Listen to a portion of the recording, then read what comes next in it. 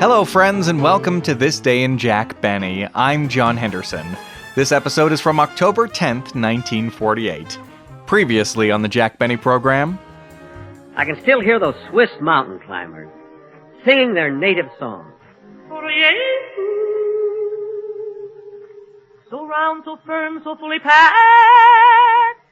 So round, so firm, so fully packed.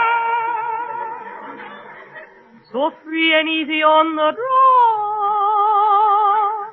So free and easy on the draw. Quality of product is essential to continuing success.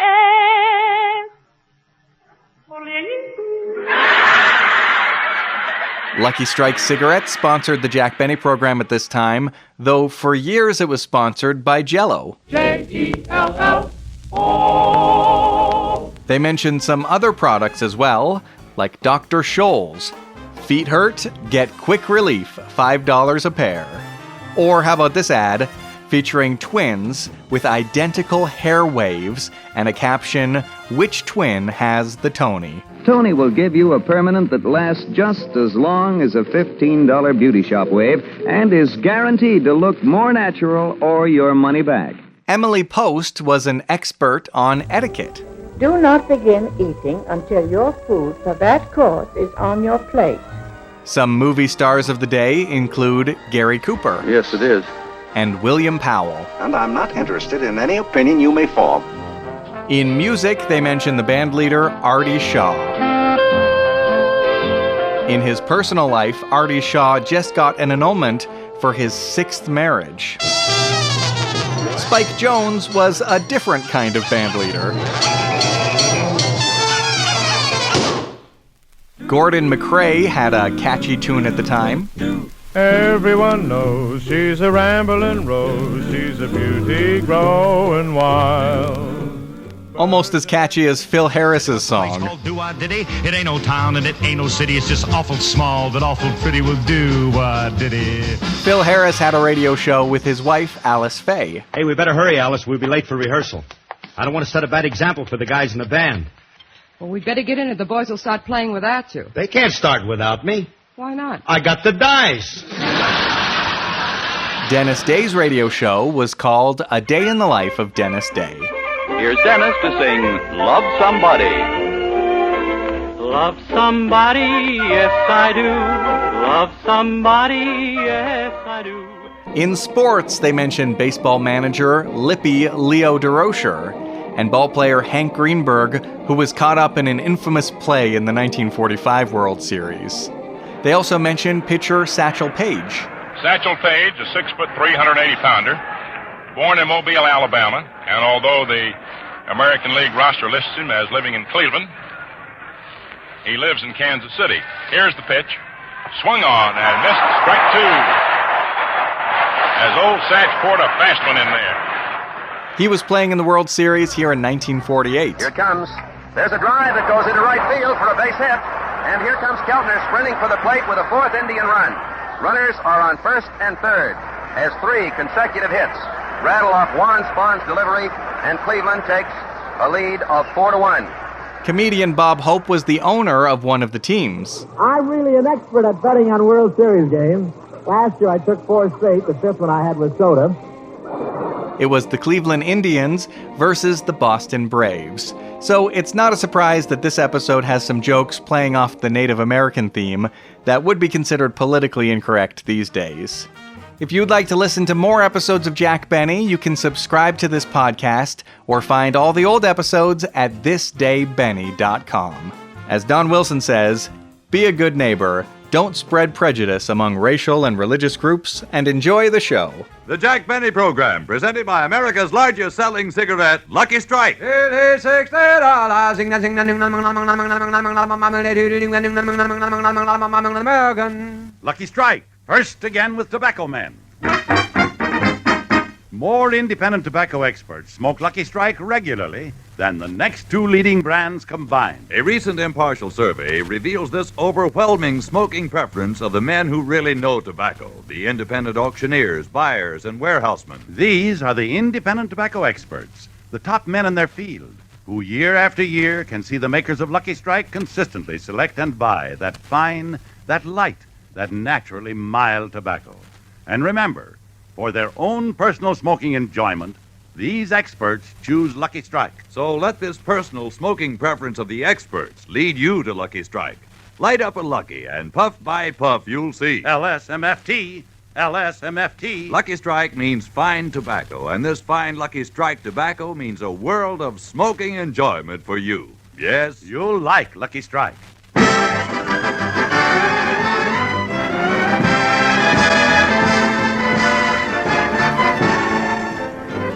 The Lucky Strike program starring Jack Benn with Mary Livingston, Phil Harris, Rochester, Dennis Day, the sportsman, and yours truly, Don Wilson.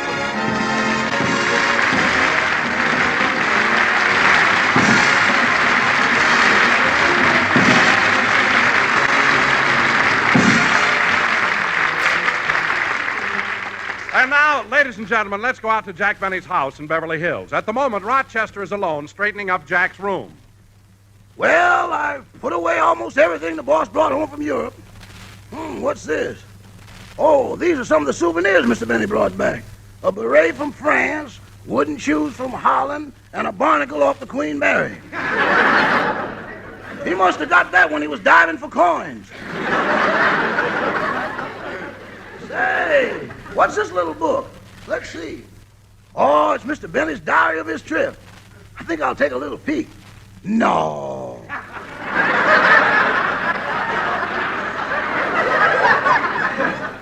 Emily Poe says it isn't right to read other people's personal notes. But Emily ain't here, so peekaboo.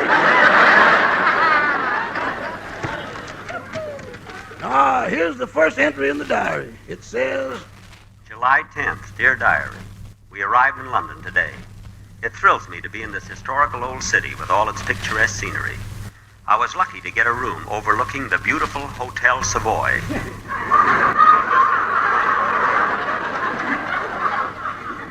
Which is much better than paying Savoy prices and overlooking the dump I'm living in.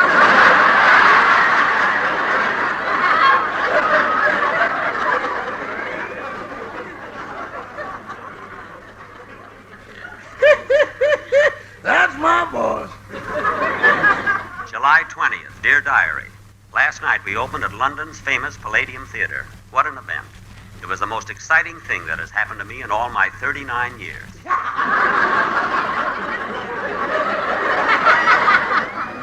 The theater was jammed with important people. Everybody was there except the king and queen. Poor things, they couldn't get tickets.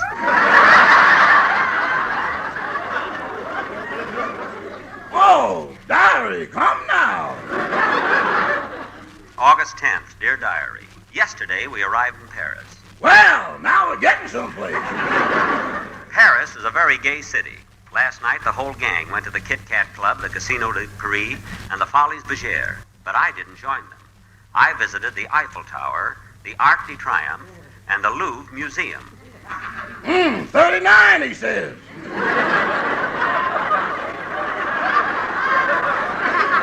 August 17th, dear diary. Yesterday was my last night in Paris, and what a time I had. I met a cute little French dancer, and we went to all the gay spots. We finally wound up in a tiny candlelit cafe, and I toasted her by drinking champagne out of her slipper. It was very romantic till I choked on Dr. Scholl's foot pad.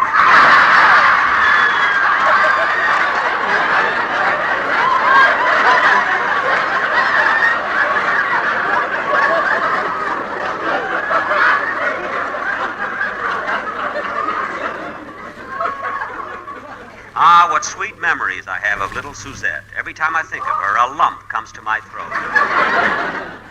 Suzette. Well, this is pretty interesting. But I better get downstairs and dust the library. The boss and his gang are going to listen to the World Series. Hope I get a chance to hear it. It should be exciting. Boston Braves versus Satchel Paige. Yeah, I better hurry. Now, come on, Polly, try it again. Say, bonsoir, monsieur. Polly. What's the matter, boss? Oh, I've been trying to teach Polly French, but it's no use. Rochester, arrange the chairs around the radio. You know my gang will be here. Mademoiselle from Armitage, parlez-vous?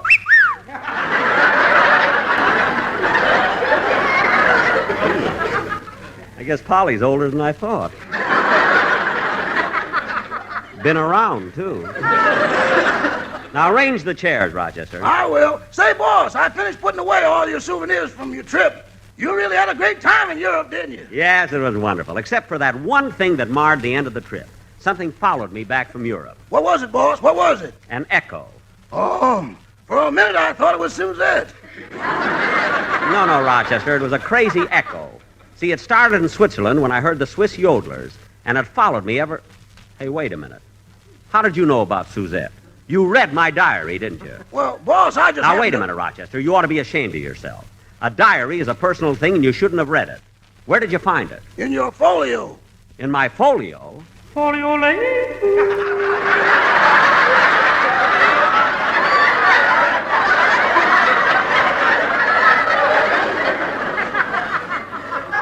There it is, Rochester. Did you hear? Did you hear that echo? I didn't hear anything. But you must have. Listen. Hello. Hello. You heard it that time, didn't you? No, sir. I didn't hear a thing. But you must have. It was a definite echo. Try it. Now, try it and you'll see. Now, you yell hello. Okay. Hello! Hello. How?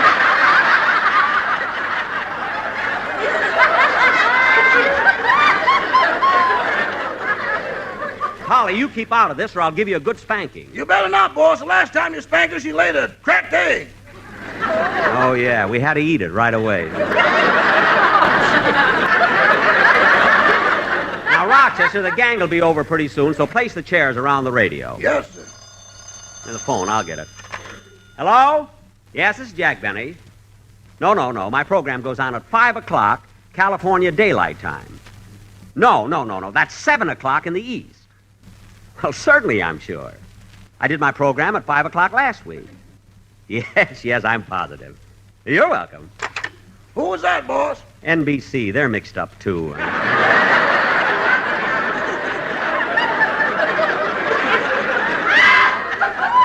These different times are so confusing. That must be some of the gang coming over to hear the World Series. I'll get the door. Everyone knows I'm a rambling rose. I'm a beauty growing wild. Oh, hello, Dennis. Hello, Rosie. Oh, you heard me singing. Come on in. You know, Dennis, you're the first one to arrive. I wanted to get here before the prices change.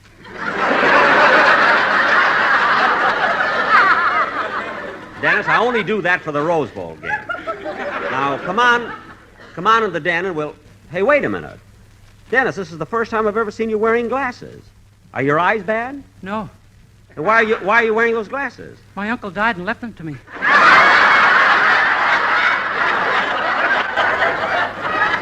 Your uncle? Oh, that's a shame. Yeah, I can't see a darn thing with them. Well, for heaven's sake, kid, if you can't see with them, take them off. Just because somebody leaves you something in a will, you're not compelled to use it. I'm not? No. You want to buy a set of teeth? Now cut that out! And stop making things up.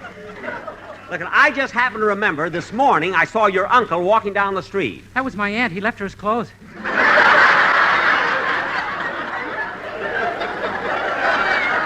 Well, that's the silliest thing I ever heard. Now, look, kid, you don't need those glasses, so take them off. Okay. But I'm glad you came over early because I want you to run through the song you're going to do on the program. What are you going to sing? Hair of gold, eyes of blue. That's a cute number. Go ahead.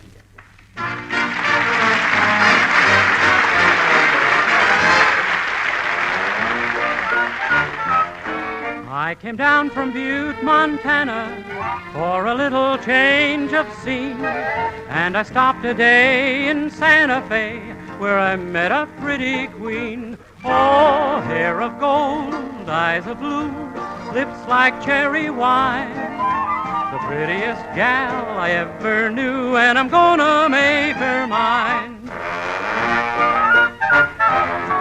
Oh, I planned to leave on Monday, but she held me kinda tight. So I held the ground and hung around, and I left on Friday night. Oh, hair of gold, eyes of blue, lips like cherry wine. Prettiest gal I ever knew, and I'm gonna make her mine. I was kind of blue and lonely, so I took my horse and pack, and on Sunday morn was up and gone, heading south and riding back. Oh, hair of gold, eyes of blue, lips like cherry wine, the prettiest gal I ever knew, and I'm gonna make her mine. Oh, hair of gold, eyes of blue, lips like cherry wine, the prettiest gal I ever knew, and I'm gonna make her mine.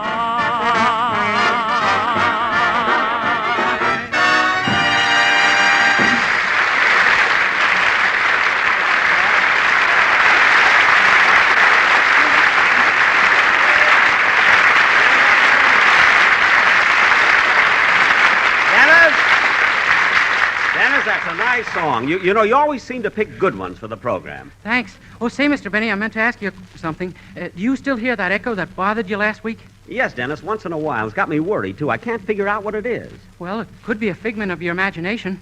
Huh? Or it might be a hallucination brought on by overexertion of the subconscious mind, which can be attributed to a neurotic psychosis.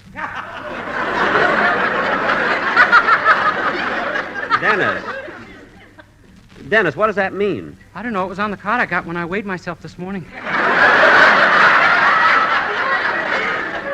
thought so. Well, look, the gang ought to be here pretty soon. Oh, Rochester! Yes, boss? Get some refreshments ready. Yes, sir. Are we going to push the hot dogs or the peanuts today? We're not going to push anything. They'll look, they'll see. If they like, they'll buy.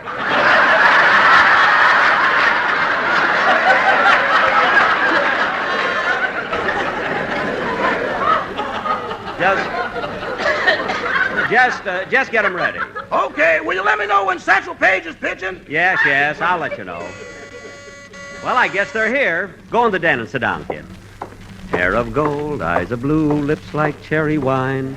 I've got the eyes, I've got the lips, I wish the hair was mine.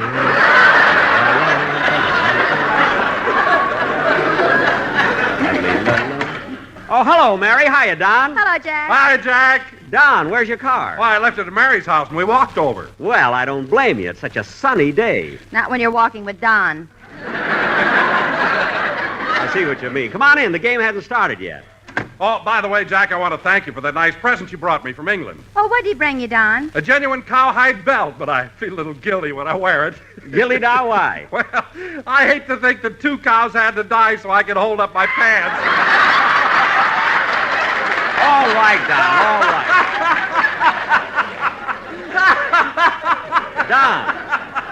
Don, you don't have to shake like that. We haven't been sponsored by them for 7 years. Now, come on, let's go in the den and sit down. Okay. Well, look who's here. Hello, Dennis. Who's that? Dennis, take off those glasses. Okay. Oh, hello, Mary. Hello, Dennis. Dennis, I didn't know you wore glasses. Are your eyes bad? Don't answer him, kid. I wouldn't go through that again for $1 million. Now, look, now let's get ready to hear the game, huh? Say, Jack, on the way over here, I was telling Don all about our trip to Europe, and he got such a big kick out of it. I sure did, Jack. How was London? Did you have a good time there, too? Did I? Don, I went everywhere. Waterloo Bridge, Piccadilly Circus, Westminster Abbey, all the places you read about. Did you go to Buckingham Palace to see the changing of the guard? Well, not exactly. Jack went to the Bank of England to see the guarding of the change.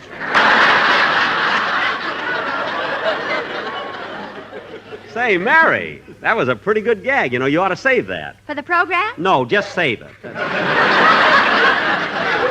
Now, look, as soon as Phil gets here... Well... Oh, boss! Yes? Is Satchel Paige pitching yet? The game doesn't start for 10 minutes. Oh! Gee, come to think of it, you know, I don't even know who is going to pitch. I bet it won't be my uncle. Dennis, now be quiet. Say, kids, I'll bet Bob Hope's the most excited person in Hollywood on account of the World Series. Why? Well, Bob owns the Cleveland Indians. So what? Jack owns Cleveland. Owns Cleveland. A few square miles. She makes a big thing out of it. Well, it's almost time for the game. Jack, wasn't that an exciting finish in the American League this year? It certainly was. And yet, You know, when I had lunch with Leo DeRocha in New York this summer, he told me he thought the National League was going to be in a tight race, too. But, Jack, anyone could see that the Boston Braves were running away with a pennant. That's exactly what I told Leo. Told the old lady.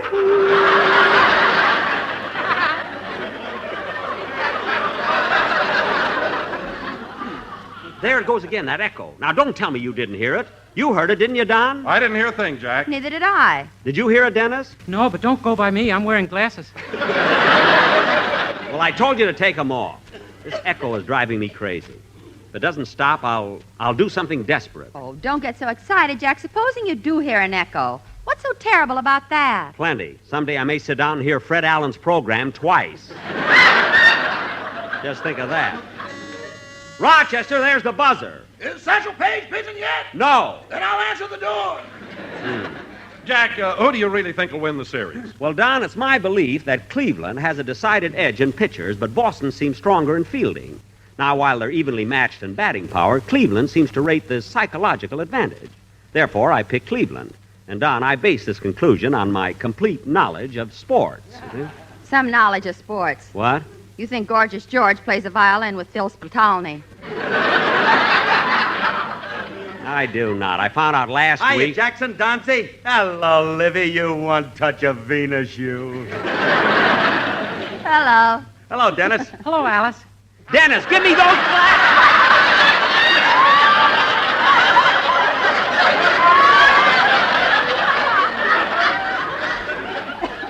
What a kid. What about the game, Jackson? Started yet? No, and there's no sense listening. It's all settled. Grantland Benny picks Cleveland to win. Yes, and they will win, too. What are you talking about? Cleveland ain't got a chance. Oh, they haven't, eh? Would you like to bet $100? Yes. Well, call up Bob Hope. He's taking all he can get. Come on, put up or shut up. Wise guy? Never mind about Hope. I'll bet you $1. I just want to win one of your dollars. One of my dollars? Why? I want to see what Washington looked like when he was a boy.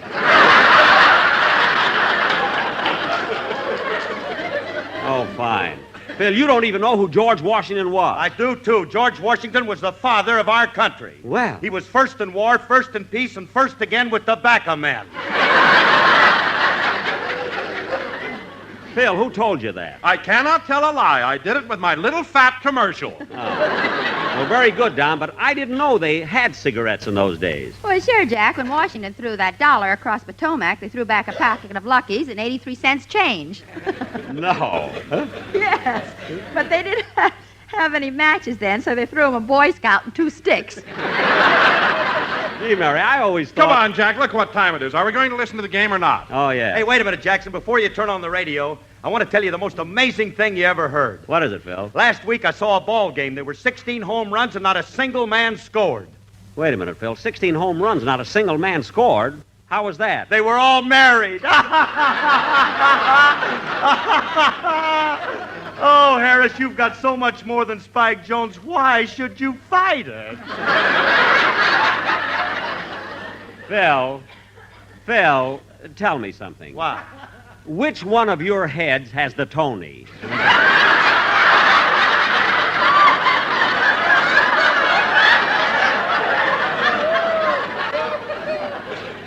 Now, let's get settled down and Say, boss, is Satchel Paige pitching yet? Rochester, the game hasn't started. Well, they ought to broadcast his warm-up. I'll let you know when it's time. Mademoiselle from Armitage, parlez-vous? Darn that bird. I told you to keep quiet. Who are you? Polly, take off my glasses. Oh, for heaven's sake. Hey, Jackson, come on, turn on the radio. Yeah, let's hear the game. Okay. Folks, do you have a friend or relative who drinks too much?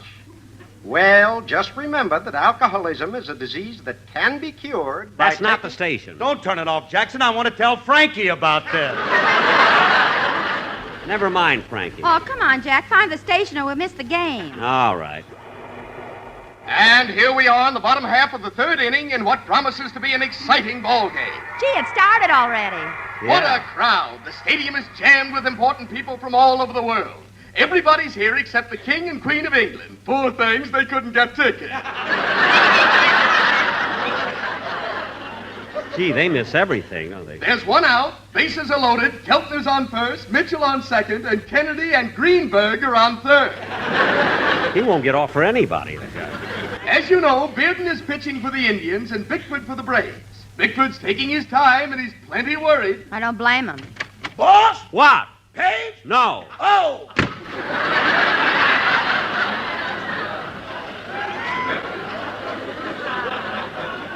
I wish he'd listen on his own radio. Bickford, the pitcher, is winding up. Remember, folks, one out, Boudreaux at bat, and the bases are lonely but loaded. Gosh, the pitcher's really in a hole. Ole, ole. Holy smokes, there it goes again, that echo. You heard it this time, didn't you, Mary? I didn't hear a thing. Neither did I. Neither did I. I didn't hear it either.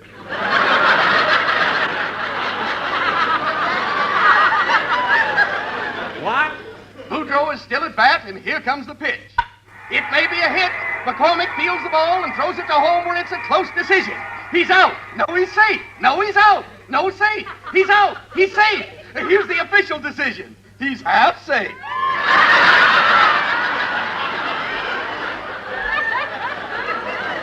Half safe? Now Robinson is coming up to bat. Here's an interesting sidelight on Robinson. At the opening of the game, he was 5 feet 2 inches tall. Now in the fourth inning, he's 6 feet 3 inches tall. What? Everybody here is wondering how Robinson grew so. Oh, no.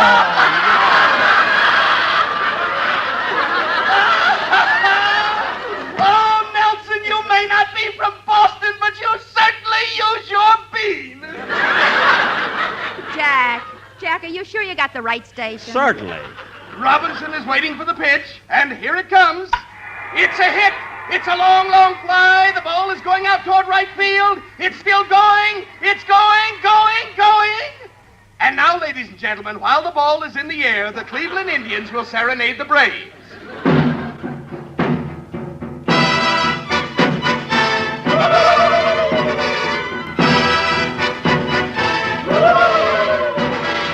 Indian Chief Boudreaux, send us here with a cheer. He saved Boston brave, soon be losing his scalp.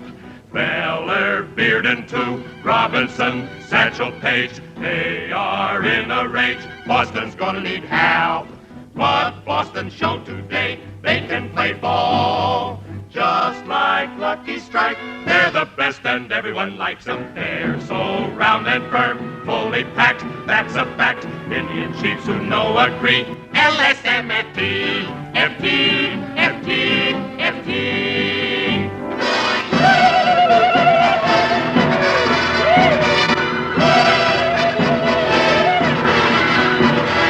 Quality of product is essential to continuing success.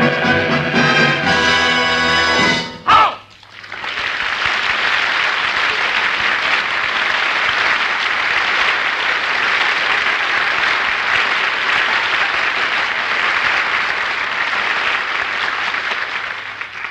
That was the Cleveland Indians serenading the Boston Braves. Now back to the game. The ball is still in the air. What a long play! It's still going. There it goes over the right field fence and out of the Cleveland Stadium. It's still going. Gee, kids, that's about the longest.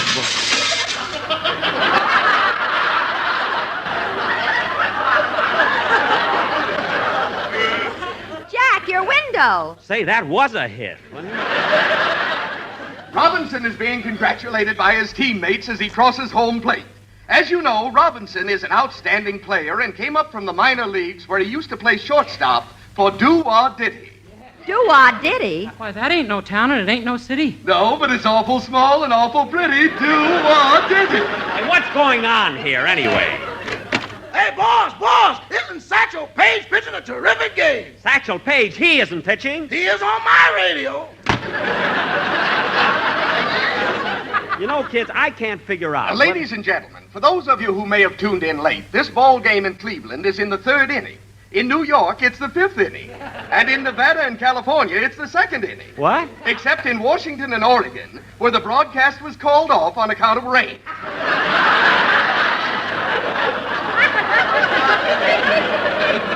What is this, anyway? While we're waiting for the next batter, I'd like to mention a few celebrities who are here today. Right below me are Mr. and Mrs. Gary Cooper. To the left of them are Mr. and Mrs. William Powell. And below them are Mr. and Mrs. and Mrs. and Mrs. and Mrs. and Mrs. Artie Shaw.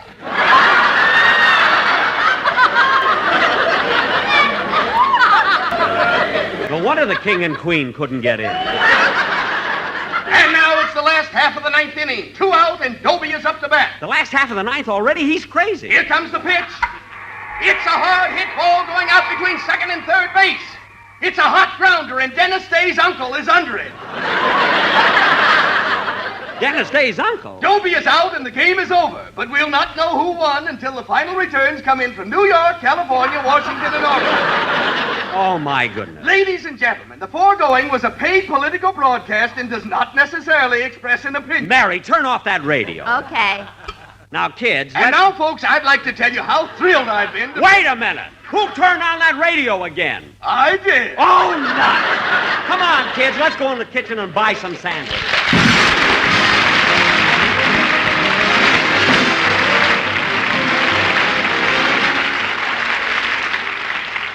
Ladies and gentlemen, during the last war, the chief hope of our enemies was to divide the United States along racial and religious lines and thereby conquer us.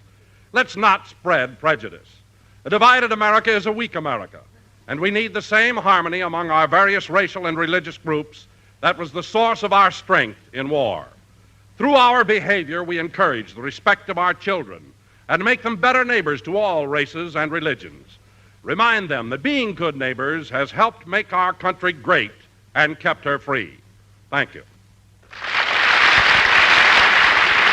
Jack will be back in just a moment, but first... At 62,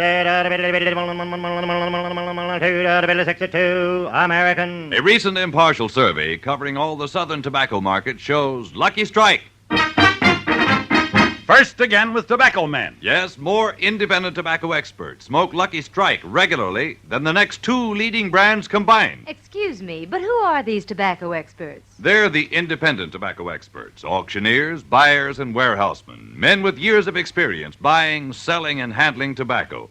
And it's important for you to know that more of these independent tobacco experts smoke Lucky Strike regularly than the next 2 leading brands combined. That's what the survey shows.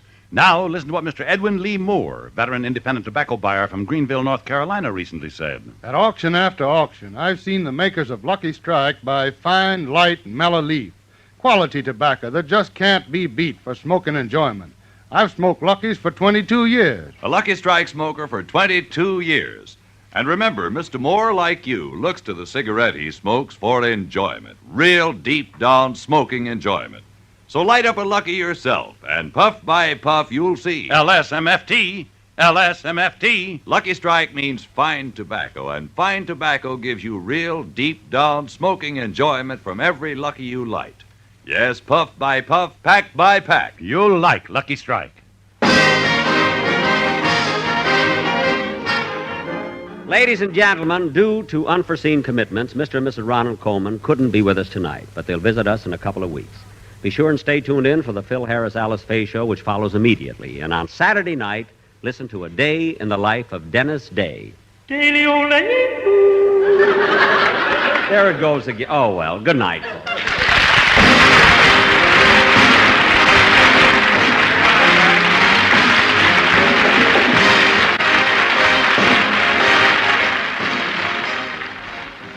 This is NBC, the national broadcasting company.